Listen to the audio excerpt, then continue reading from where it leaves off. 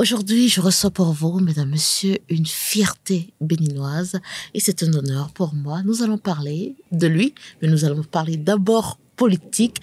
Le pays est maintenant géré, dira-t-il, malgré les reproches qui existent. Et Tonfla Saba, artiste béninois, opérateur économique, dit sa fierté d'un pays gouverné aujourd'hui avec doigté. Il parle également des réformes, notamment politiques, qui responsabilisent au mieux les acteurs. Bonjour. Bonjour, Peace. Comment vous allez? Un plaisir de te retrouver. Un gros plaisir. Après plus de 10 ans. En tout cas, bientôt. Hors du pays. Oui, bientôt. Voilà. Alors, c'est vrai que j'annonçais que nous allons parler politique, mais pas que. Nous allons parler déjà de vous en tant que fierté béninoise, en passe de devenir personnalité publique, entrant dans l'histoire, et c'est un gros honneur pour tous les Béninois. Est-ce que, brièvement, on pourrait en parler, avant de revenir plus en détail dessus après? Oui, mais on peut en parler, hein, puisque c'est pour ça que nous sommes là. Ok. Au fait, ça me fait 35 ans de carrière, hein, 35 ans, et puis 10 ans passés en France. Donc, ma commune en France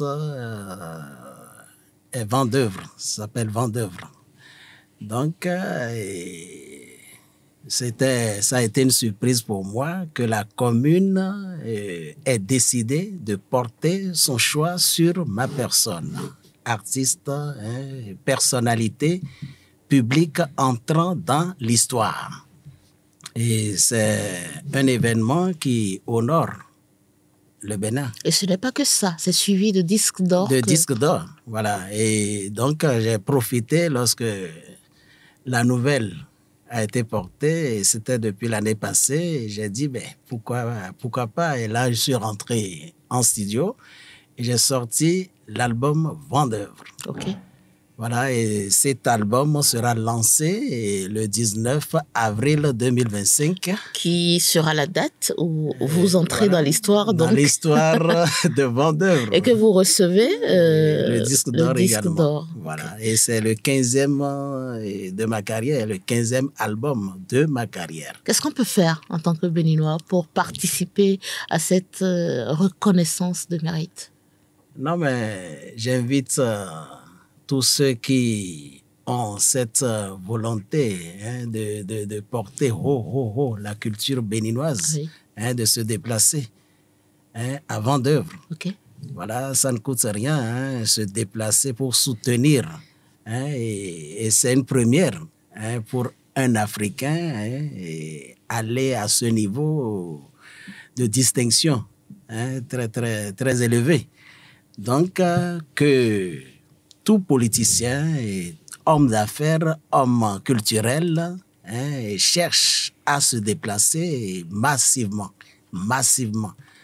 Donc, c'est un événement historique qui, bien sûr, voilà, et va se tenir dans la grande salle de fête de la mairie de Vendeuvre, les Nancy. Ok. Voilà. Ok. Alors, retenez la date, c'est le 19 avril 2025. Voilà. Mais avant, vous êtes en train d'apprêter l'album, sinon il est déjà prêt. Oui, bon, l'album est déjà prêt. Ok. Vous aurez à beaucoup plus communiquer sur l'album, à partager. Bienvenue à Vendeuvre. Ok. Oui, la cité au sang, nationalité fondue dans une ville. Aux belles œuvres. Bienvenue à Vendeuvre. Quel a été le critère déterminant de votre choix en tant que Béninois? Bon, il n'y a pas eu de critère, je dirais plutôt c'est Dieu. Et la pierre angulaire, rejetée. Je ne peux pas dire puisque je sais pourquoi j'ai quitté le pays. Ça n'allait pas à un moment donné. Ça n'allait pas parce que j'ai entrepris un gros combat. Un combat très, très lourd. Il fallait que je parte. Mais arrivé En France, il faut avouer, j'ai été malade, et 2 fois opéré du cœur. Vous voyez, ce n'est pas donné. Et bon, même l'album, le 13e album était en cours de préparation lorsque mon état de santé a pris le coup. Et difficilement, je l'ai sorti en 2019, 2020. Il y a l'avènement de coronavirus. Et puis, bon, je n'ai fait que mon retour en 2023, Okay. en 2023, en avril 2023, toujours à la mairie de Vendôme. Et bon, c'est suite à ça que la mairie a su qui j'étais. Et surtout, et j'ai été remarqué à travers mes œuvres sociales. Et en France, j'ai une association qui part du micro pour organiser des concerts, pour venir en aide aux hôpitaux. Et voilà. Et il faut aussi noter qu'avant de partir, il y avait déjà une initiative du genre à travers ma fondation, la Fondation Diaspora du Sabbat, qui a construit une clinique. Voilà. Et c'est cette clinique qui va être désormais transformée en un hôpital des artistes, artisans et déshérités. Donc, je pense que c'est ça qui a valu la distinction. Alors, encore une fois, bravo, et au nom du peuple béninois, je dis toute ma fierté. J'espère que les autorités béninoises qui sont à l'écoute, qui vont suivre cette émission, les Béninois vont encore une fois te prouver à quel point tu nous es cher au Bénin. Alors, nous allons entrer dans le vif du sujet. 10 ans que vous n'étiez plus entré au Bénin, beaucoup de choses se sont passées en 10 années. Vous êtes revenu voir un pays qui a changé de visage. Ça vous a marqué. Est-ce que votre position aujourd'hui, et étant artiste engagé qu'on connaît, quelle lecture faites-vous 10 ans en arrière et à aujourd'hui? Voilà. Bon, là, je dis bravo. Bravo au président Talon, qui était incompris. Voilà, j'avoue, je ne l'avais pas compris parce que, voilà. Mais maintenant, même depuis là-bas, je voyais les actes qu'il posait. Mais c'est un peu mitigé. Il y a des arrestations, il y a son côté un peu dur. Mais bon, il y a l'autre volet aussi, et son ambition de voir un pays, un Bénin métamorphosé, et qui ne rêve pas de ça. On a toujours rêvé de ça. Et c'est parce qu'on a envie de découvrir de belles choses ailleurs qu'on va en aventure. Bien sûr. Voilà. Et si ce qu'on a l'habitude de voir ailleurs est présentement, on commence par voir ça chez soi, mais on ne peut que dire bravo. Oui. Donc c'est en cela j'ai commencé par l'aimer, l'apprécier. Et voilà, il n'est pas mal. Il n'est pas mal, mais jusque-là, incompris. Et je veux vraiment que les Béninois cherchent à le connaître et à savoir qui est caché derrière ce personnage un peu mythique. Voilà. Généralement, c'est lorsqu'on est en début de mandat que les gens font des déclarations d'appartenance ou des déclarations d'amour de cette façon-là. C'est saisissant. Aujourd'hui, alors que M. Patrice Talon est en train de finir son mandat, vous ravisez de ce que il était véritablement incompris. C'est tout à votre honneur. Vous dénoncez tout de même. Vous avez des reproches. Que sont les reproches? Avant de parler, des diverses arrestations qui ne manquent pas de... Reproches liés aux arrestations. Oui. Et tous ceux-là qui se sont retrouvés en exil. Oui. Voilà, c'est des reproches qu'on peut lui faire.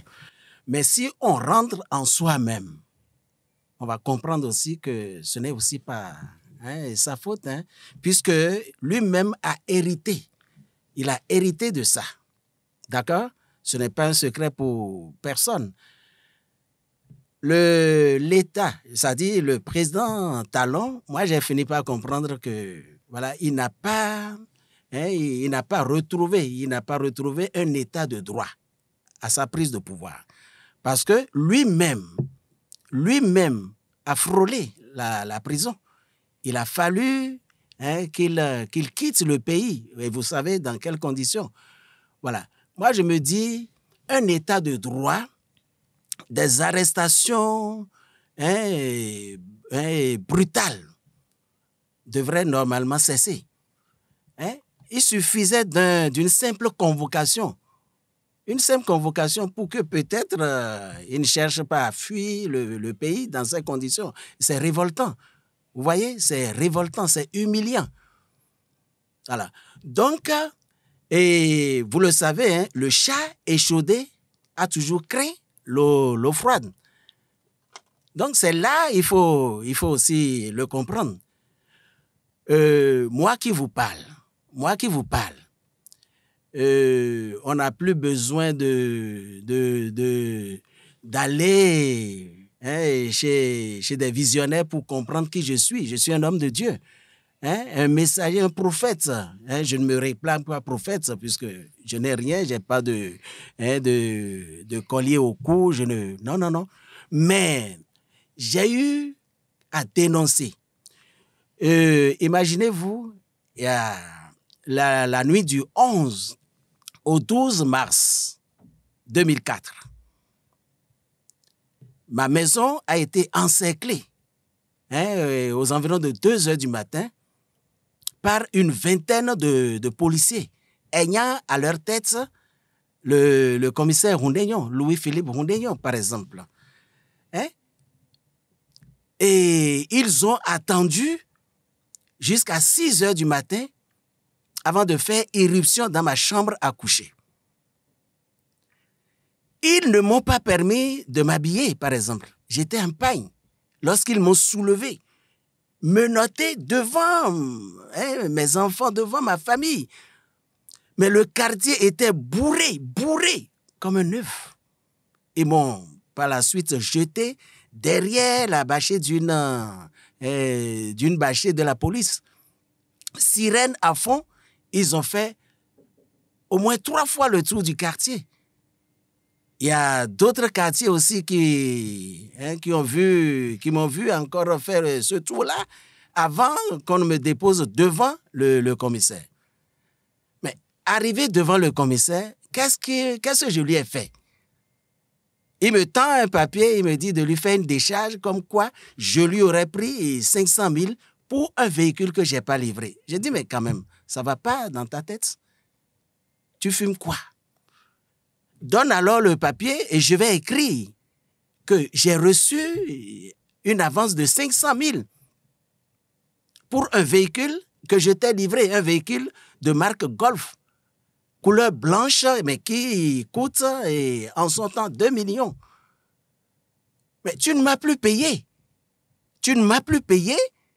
Et tu as d'ailleurs roulé ce véhicule pendant près d'1 an et que tu as frauduleusement encore immatriculé. J'ai les connaissements jusqu'à l'heure où je vous parle. C'est mon véhicule. Je ne dis pas le véhicule de quelqu'un d'autre. Alors, il y a un autre véhicule de marque BMW que je m'apprêtais à vendre à un ami à crédit. Mais je l'ai informé, il me dit, ah non, ça va, non. Les gens profitent de ta générosité ou de ta naïveté. Nous allons monter un scénario et je vais arrêter le véhicule et obliger le client à venir dans mon commissariat et prendre l'engagement et de te payer. Alors, on en était là. Le véhicule était à ramener effectivement dans son commissariat. Mais sur ma plainte, il y a mon ancien collaborateur qui, en août 2002, m'a détourné 18 millions sur mon parc.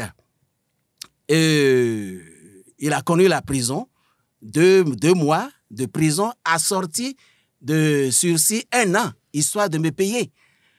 Je ne connaissais pas le commissaire en son temps. Et en mars 2003, lorsqu'on est devenu amis, sur ma plainte, il est allé arrêter, il est allé prendre le mis en cause qu'il a foutu au violon pendant 3 jours. Et le 3e jour matin, moi je pensais même, je les attendais même déjà au tribunal, lorsqu'il m'a fait appel et il me dit, non, nous sommes de la même région, nous sommes de la même région et il ne sert à rien d'envoyer des gens en prison.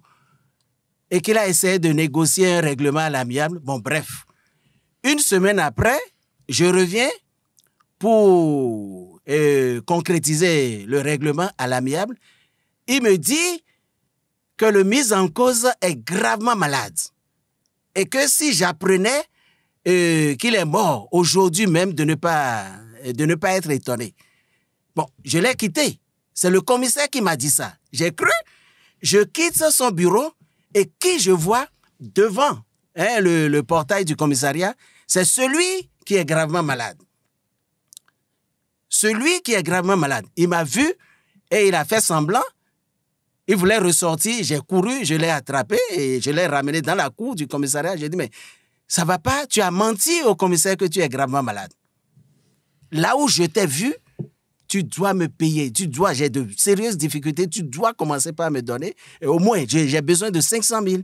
Il dit, mais où je vais encore trouver 500 000? J'ai dit, encore, pourquoi? Il dit, mais la dernière fois, vous m'avez arrêté. Le commissaire m'a sorti du violon et m'a présenté le procureur de la République. Et il m'a dit, tu as la chance, le procureur m'a rendu visite. Si tu ne commences pas par payer l'argent de Saba Nazer, tu risques cette fois-ci de faire 5 ans de prison. Et c'est là, avant de le ramener, de le retourner au violon, il a rencontré sa petite sœur qui lui a ramené à manger. Il dit, cours rapidement, débrouillez-vous pour me ramener 500 000. Et c'est comme ça, ils lui ont ramené 500 000 qu'il a remis main à main au procureur de la République. Et tenez-vous tranquille, qui a été présenté comme procureur de la République? C'est le féticheur personnel du commissaire. Vous voyez des faits très graves. Donc, lorsque la supercherie a été découverte, le commissaire n'a eu que un seul choix diabolique, m'arrêter, parce qu'il est commissaire. Et donc, vous pensez que c'est tout ça aujourd'hui qui a fait le lit ou qui... Mais oui. Pourquoi? Parce que lorsque... Bon, il a dit, il a fait.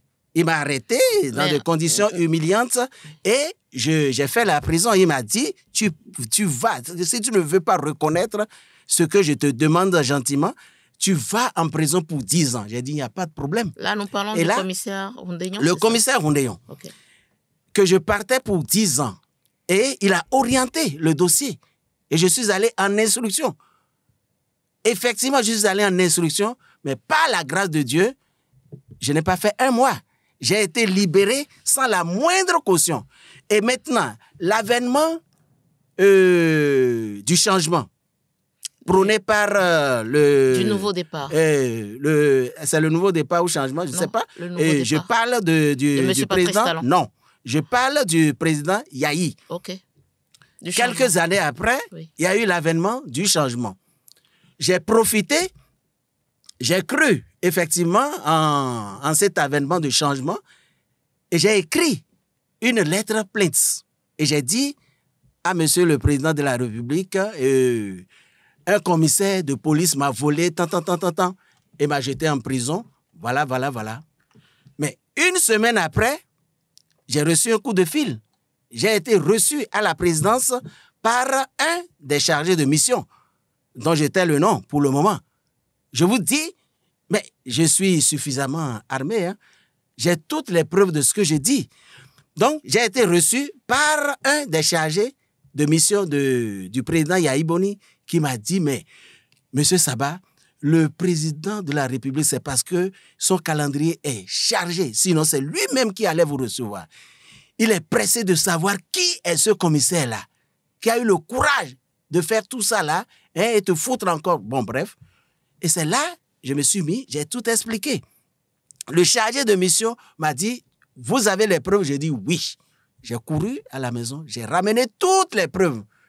Mais le président Yahi Boni, qui était furieux, selon son chargé de mission, mais on ne m'a plus jamais appelé. Le président Yahi Boni a fermé les yeux sur voilà, une affaire aussi. Voilà. En dehors de ça, vous n'êtes pas sans savoir, quand on fabriquait Dieu dans ce pays, et ce Dieu fabriqué se permettait d'insulter le président Yahi Boni. Certes, nous sommes dans un pays laïque, mais la laïcité ne veut pas dire accepter qu'on fabrique Dieu. Mais j'ai dénoncé, j'ai dit, mais cette fille-là qui se cache derrière cette affaire, mais je l'ai vue, elle est née entre mes mains. Hein? Le 18 avril 1990, à Sakété, à 21h55 et a pesé, à sa naissance, elle a pesé 3,040 kg. Alors, je la connais, je connais d'abord ses parents. Son père, Raymond Trambo Kini, hein, qui n'est plus de ce monde. Sa maman, hein, Victorine Rouedo. Hein. Donc, ainsi de suite. Je connais cette fille-là. J'ai dit celle-là. Non, non, non. Mais quel est le lien que vous Quel faites est le avec, lien Quel est le lien? Oui. Le lien, parce que, en son temps, parce que elle se permettait d'insulter tout le monde, de narguer tout le monde. Mais le fait de ne pas être inquiété a poussé des naïfs à aller vers ce système. Et c'est un système qui hypnotise. Dès que vous rentrez là, c'est une secte. Vous êtes hypnotisé. Donc, mais les politiciens, en quête de suffrage. Voilà. Donc, bref, si nous vivons, c'est-à-dire ce genre de dérive et autres là, je me dis, c'est encore la faute au président Yahi Boni, qui, en son temps, avait fermé les yeux sur beaucoup de choses. Compromission politique oblige. Là où je vais en arriver, est que, et je crois bien, hein, c'est encore le même commissaire, hein, dont les épaules ont été, hein, garnies, chargées de beaucoup de galons. Je ne suis pas contre. Et je ne me réjouis aussi pas, hein, de ce qui lui est arrivé, puisque je suis un homme de Dieu. Je ne me réjouis pas. Donc, vous voyez, cet état de choses, se retrouver avec beaucoup de galons, hein, beaucoup de galons, donc ça l'a poussé à rentrer dans beaucoup plus de dérives. Beaucoup de dérives. Et ça a créé des frustrés. Hein, de frustration en frustration. L'actuel chef d'État, voilà, fait partie des frustrés. Il est venu maintenant, il est au pouvoir. Donc, comme je le disais, qui n'a pas retrouvé un état de droit. Donc, il nous revient maintenant, hein, de plaider. J'ai suivi la dernière fois quand il a reçu le président Yahi Boni avec d'autres députés. Il leur a dit, mais vous ne savez pas, hein, faire la démarche qu'il faut. Hein? Donc, avant de demander quelque chose, aujourd'hui c'est lui qui est au pouvoir. Hein? Avant de demander quelque chose, il faut l'acte qu'il faut. Hein? L'acte d'humilité. Et ce n'est pas parce que nous sommes forts, nous sommes grands, et nous comptons sur une force que, avant de vomir, nous allons rester droits. Alors, vomissez droit et vous allez voir comment est-ce que vous allez souiller votre propre tenue. Donc, ce n'est pas parce qu'on a été ancien chef d'État qu'on ne va pas mener la démarche qu'il faut. Le Bénin, rien qu'à travers ce que je dis, fabriquer son Dieu, a besoin d'être exorcisé. Le Bénin a besoin d'être exorcisé.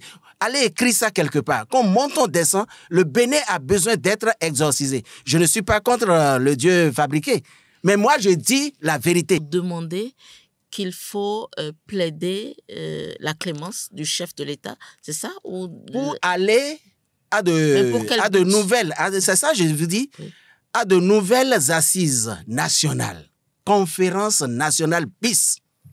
Là, chacun va se vider. Chacun va se vider. Et ça dit, vous voyez, lorsque vous avez reçu le commissaire Louis-Philippe Ournéon, mais c'est son mot de fait qui m'a un peu fait sortir de mes gonds.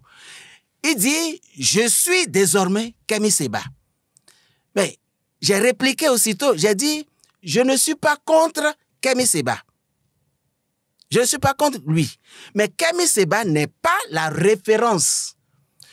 Commissaire, je te vois venir en politique animé d'un esprit de haine, de vengeance. Mais ce n'est pas là le cas. Il vaut mieux, la référence que moi je te conseille, c'est Dieu. Parce que, en son temps, au moment où il m'a arrêté, mais c'est de l'opprobre qui a été jeté sur moi. Eau de Javel, homo, savon homo là, ne peuvent pas enlever. Parce que tout le monde, on a vu un commissaire m'arrêter effectivement. Et j'ai été la une des journaux en son temps, en 2004. Donc, personne, ça dit ça, détruit complètement mon image d'artiste, image d'homme d'affaires. Tout le monde m'appelait escroc. Alors, si il estime qu'il a été poussé à une retraite forcée, mais il ne pouvait que s'en prendre à lui-même et chercher à faire une alliance avec Dieu, ce que j'ai fait. Finalement, ce que vous dites, c'est que Louis-Philippe Ournéon n'a eu que ce qu'il mérite. Il ne devait pas tout de suite dire « je vais en politique ». Et si vous suivez bien l'actualité, il devrait, j'apprécie très très bien le président Talon, qu'on traite de tous les noms. Mais le président Talon aurait pu, excusez-moi, le foutre en prison à son arrivée au pouvoir. Mais il ne l'a pas fait. Mais s'il s'est retrouvé dans cet état, mais cette dernière dénonciation, les dernières, ça dit tout ce qu'il raconte ces derniers temps. Mais c'est ça, aujourd'hui, qui l'a poussé là où il est. Donc, c'est ce que nous voulons éviter et c'est ce que nous allons éviter. Alors, au-delà de Louis-Philippe Ournéon, il y a quand même eu des arrestations comme celle de M. Olivier Bokor, de Oswald Omeki et tout. Vous pensez également que c'est le Bénin d'avant qui a conduit aussi à tout ça? Je vous dis bien, c'est le Bénin d'avant, puisque le monsieur a hérité de ça. Vous ne serez pas... Le Bénin d'avant n'a jamais demandé à M. Olivier Bokor de faire un... Attendez, laissez-moi aller. Oui. Un enfant, votre enfant, qui a bien maîtrisé ses leçons, hein?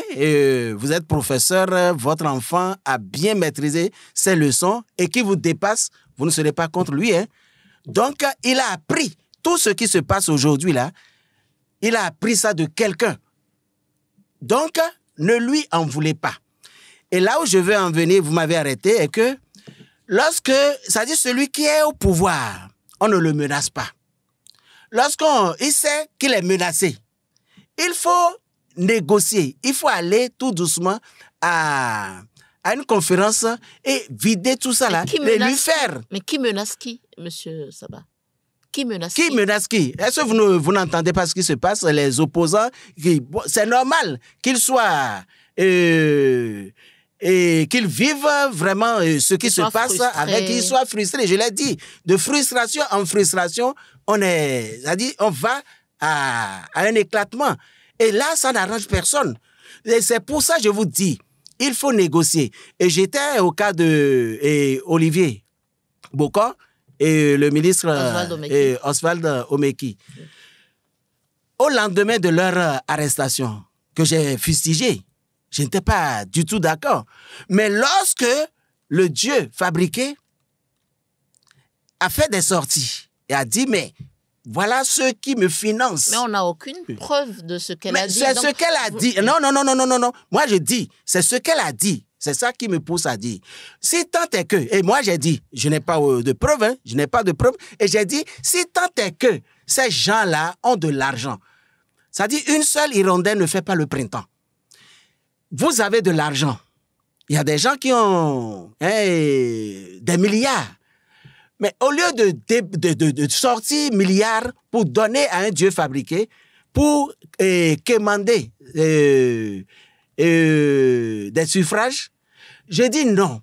Construisez des hôpitaux, construisez des usines pour aider le chef de l'État à faire, puisque il fait de son mieux. Donc, c'est ce que je vous dis.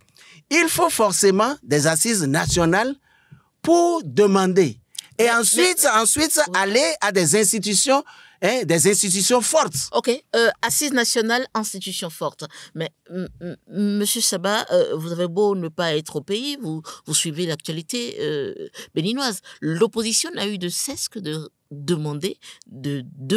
surdemander à M. Patrice Talon d'organiser un dialogue, d'organiser des assises. Il faut pas être fatigué de demander. OK, d'accord. Mais il ne faut pas montrer à l'autre que c'est avec la violence. Puisqu'il y a c'est-à-dire il y a des dénonciations qui mêlent l'autre aussi. Ce n'est pas parce que vous êtes amis à des chefs d'État que l'autre aussi au pouvoir ne peut pas être ami au même chef d'État. Donc ça ne règle rien. Et surtout, cette histoire de Dieu fabriqué, je vous l'ai dit, le diable ne s'abreuve que par le sang humain. Donc faisons attention. Ce que je dis, c'est moi qui le dis. Et je sais tout ce que j'ai bravé jusqu'à ce point. Je ne suis pas contre ceux qui sont en exil.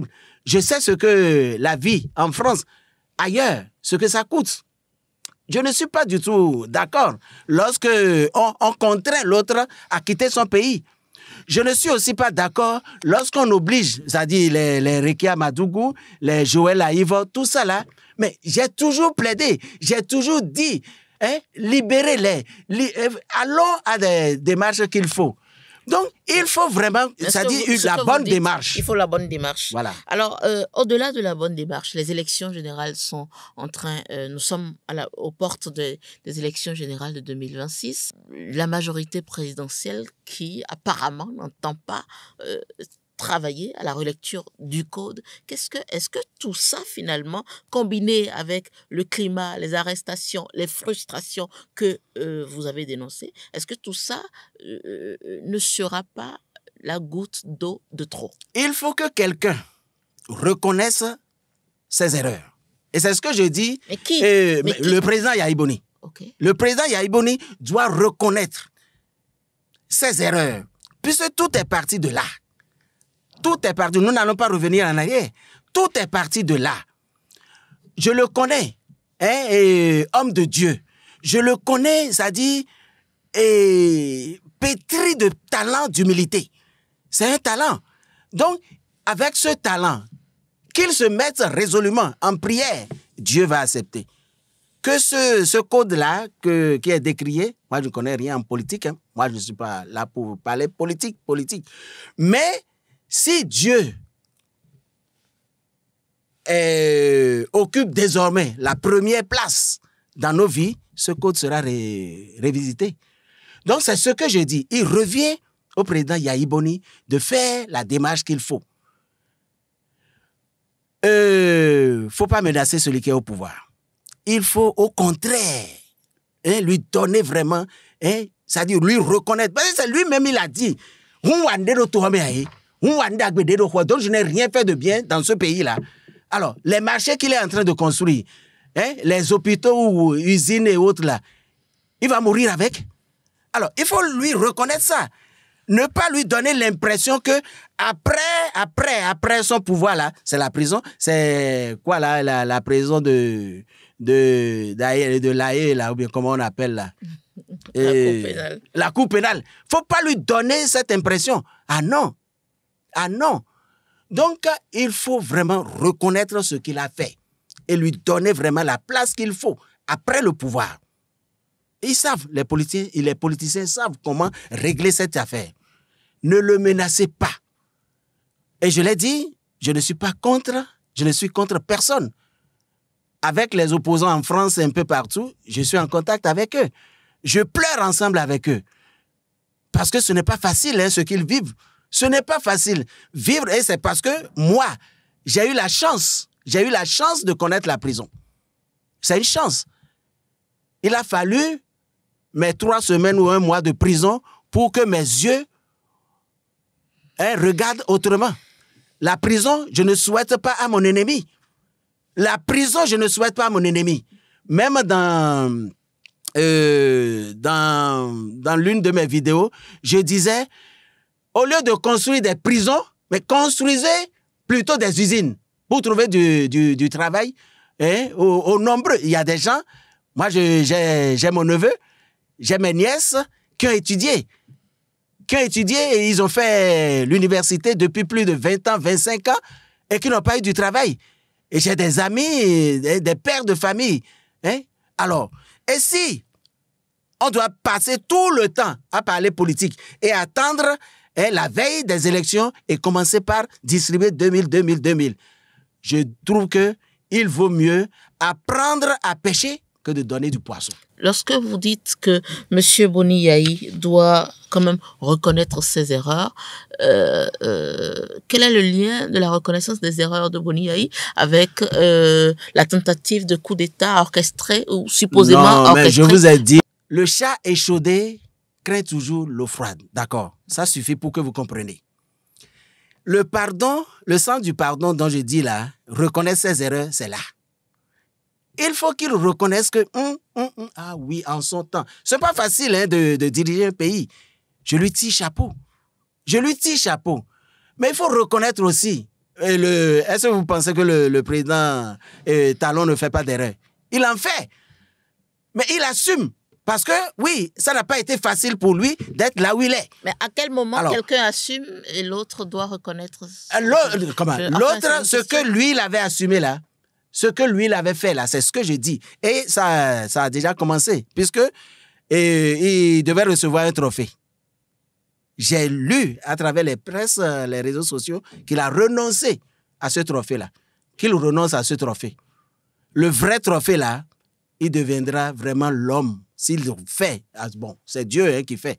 Donc, s'il nous écoute, et je sais qu'il nous écoute, puisque tout part de lui et tout viendra encore vers lui. D'accord? Donc, qu'il reconnaisse, qu'il fasse vraiment la démarche qu'il faut.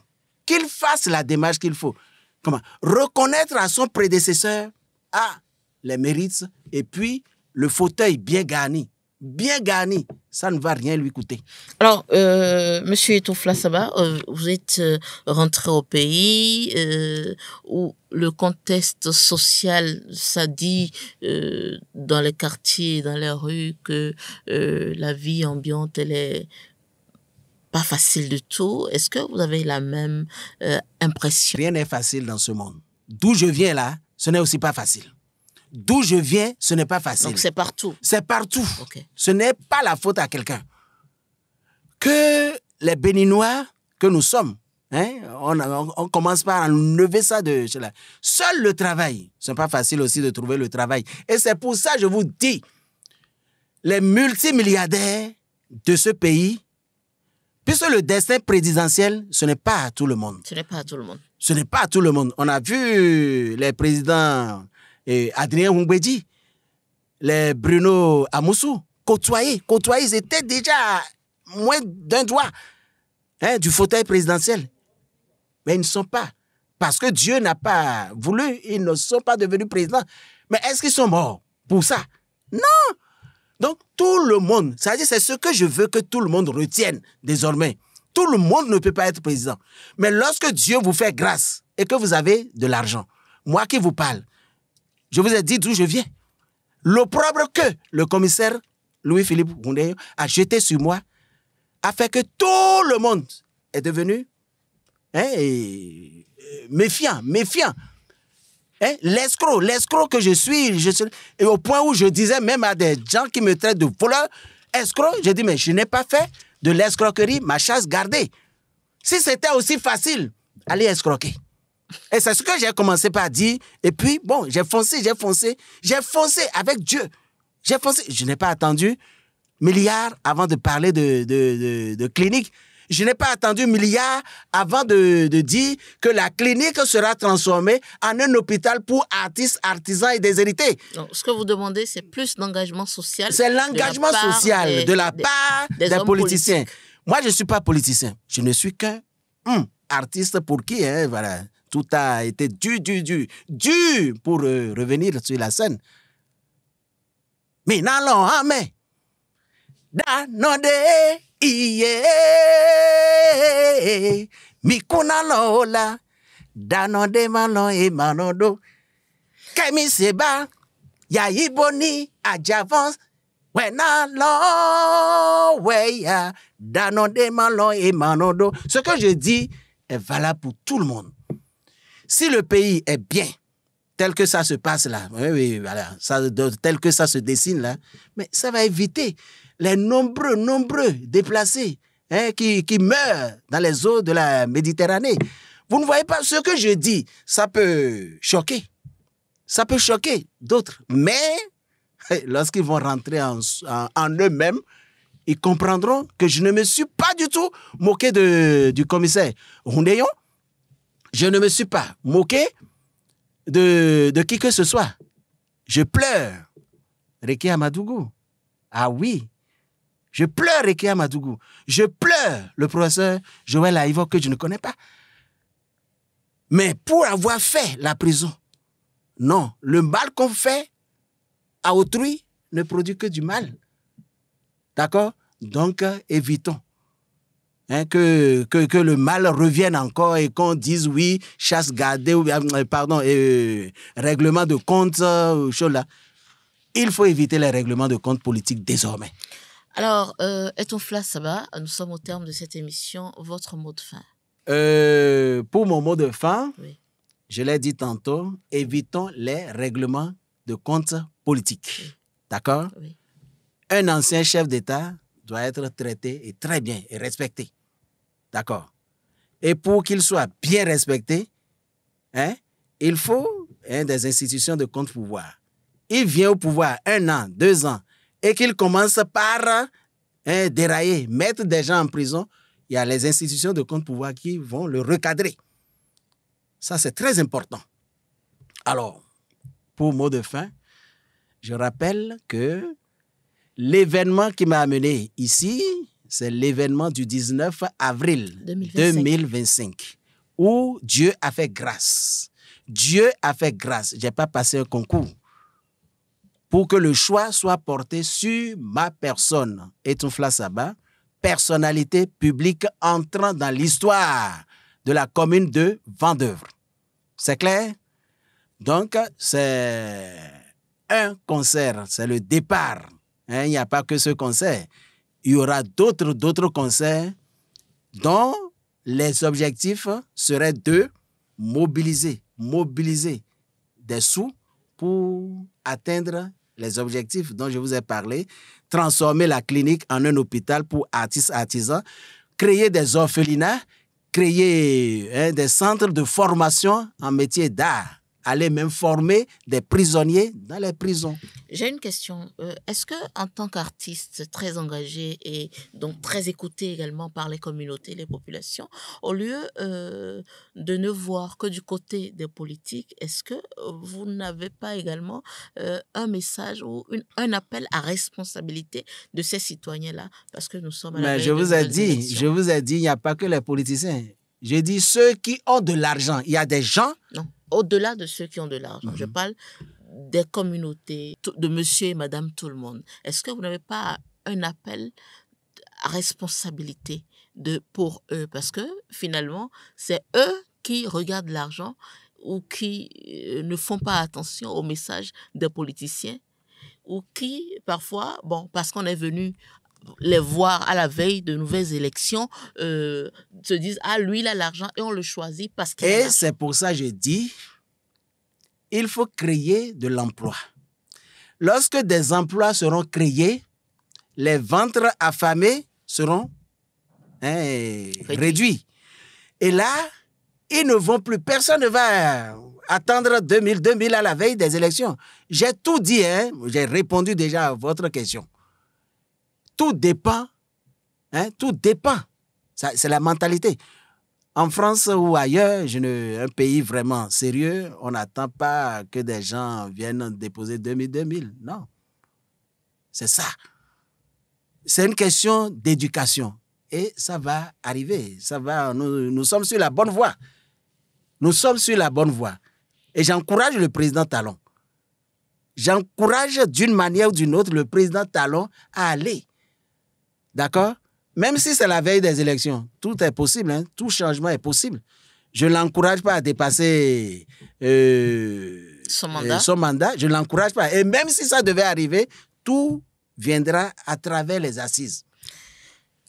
Et ton Fla, ça va? Merci d'avoir répondu à mes questions. C'est moi, c'est moi.